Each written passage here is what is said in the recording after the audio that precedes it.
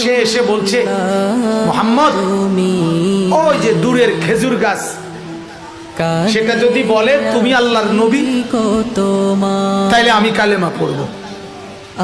হে মনে করছে একটা কই না, কত জনে তো কত না কয়।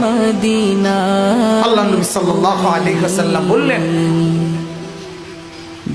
যে খেজুরের গাছটা ওইখানে থাইকা সাক্ষী দিত না এখানে আইসা সাক্ষী দিত।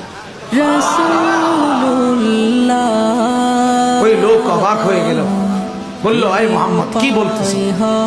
তো আল্লাহ নবী বলেন, তুমি গিয়ে বলো, আইয়াতুহান নাখলা ইন্না মুহাম্মাদান ইয়াদউকা, হে খেজুরের গাছ, মুহাম্মদ তোমাকে ডাকতেছে, তুমি গিয়ে কও। লোকটা বলল, আল্লাহ নবী সাল্লাল্লাহু আলাইহি সাল্লামের নাম সাআতিশ শাজার কিতাবের মধ্যে আছে।